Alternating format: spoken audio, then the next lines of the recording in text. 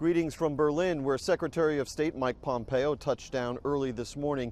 His tour of European capitals will take him to 4 countries in all, with the highlight being a visit to the Netherlands, where he will attend a U.S.-led global entrepreneurship summit that actually began back in 2010 under the Obama administration. Of course, the Secretary's talks at each stop will also focus on his view of the threat from Iran and the effort to denuclearize North Korea. In that, the North's patron state, China, obviously plays a critical role.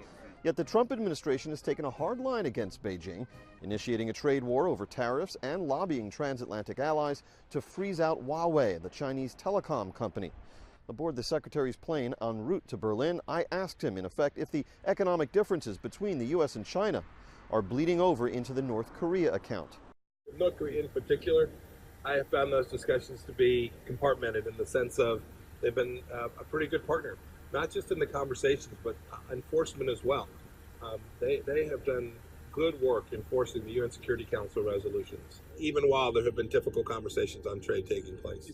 The Secretary's day trip to Berlin affords him an opportunity to make up the meeting with German Chancellor Angela Merkel that he abruptly canceled a few weeks back due to scheduling reasons. We'll have more on the Pompeo trip to Europe on your evening newscasts. Traveling with the Secretary of State in Berlin, Germany, James Rosen. Greetings from Bern, Switzerland, where Mike Pompeo is now the first American Secretary of State to pay an official visit here in more than 20 years. His trip here follows a whirlwind series of meetings in Berlin, including a joint news conference with German Foreign Minister Heiko Maas. Pompeo argued for the merits of Germany withdrawing from the Iran nuclear deal, as President Trump did more than a year ago, but Maas resisted that.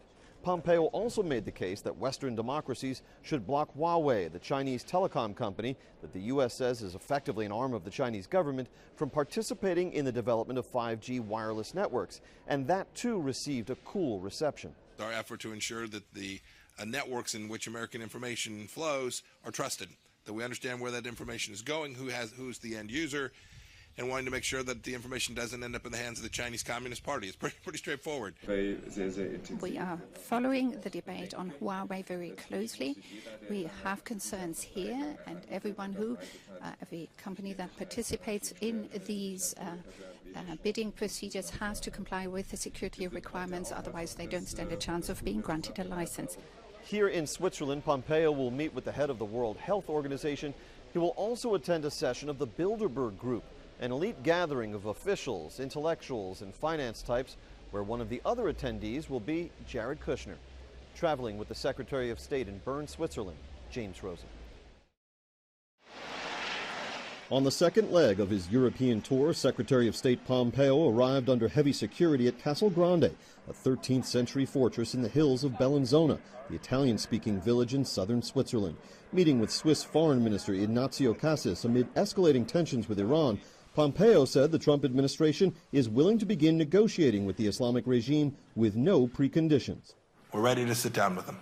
President Trump dispensed with preconditions 11 months ago, but Pompeo's renewed offer for such freewheeling talks with Iran appeared aimed at reducing the risk of armed conflict between the two nations at a point of high tension.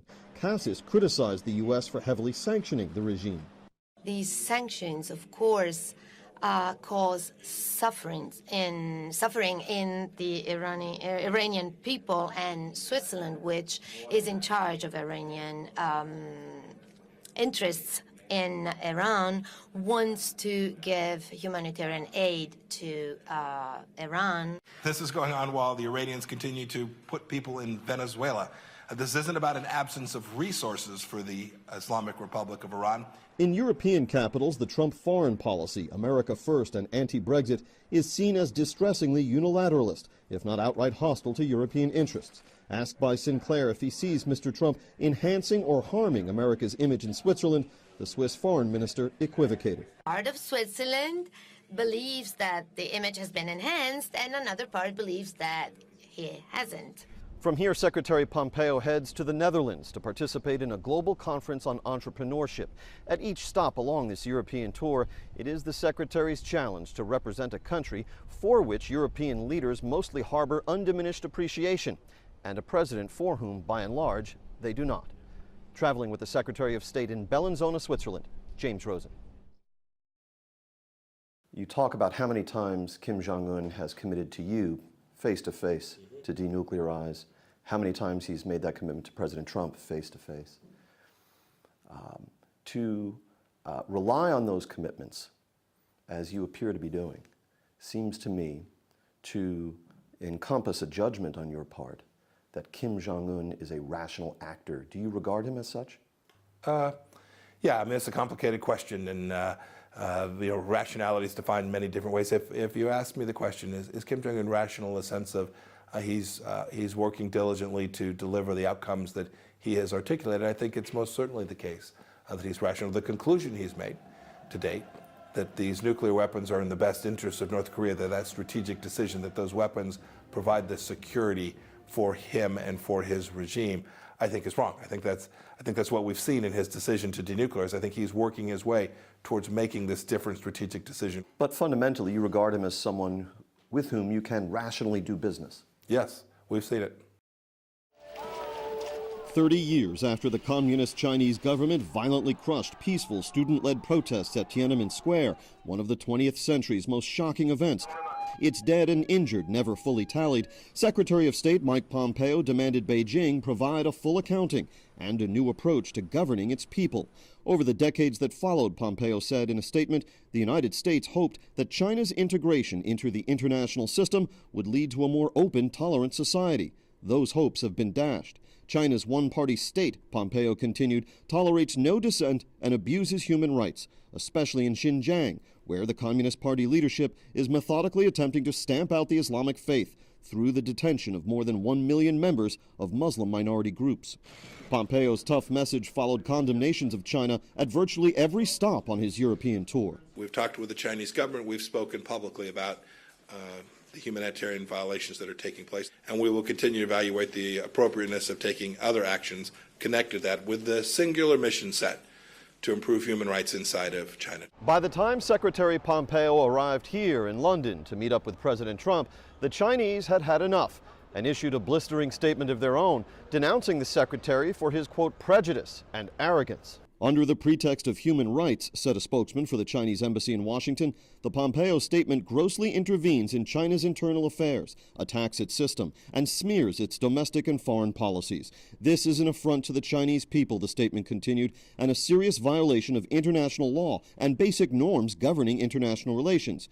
Whoever would attempt to patronize and bully the Chinese people in any name or try to preach a clash of civilizations, the Chinese continued, will only end up in the ash heap of history. With the Trump administration using tariffs to reverse what it sees as a long history of predatory trade practices by China, and lobbying world powers to block the Chinese tech firm Huawei from participating in the development of 5G wireless technology, Switzerland, famous for its neutrality, told Pompeo this week it could try to mediate. And we've discussed the role that Switzerland could have with good offices, with its very well-balanced action in interacting with these two countries. Yet it wasn't all combative on this front. Early in his trip, Pompeo told Sinclair that China had done, quote, good work in forcing United Nations sanctions against North Korea. Traveling with the Secretary of State in London, James Rosen.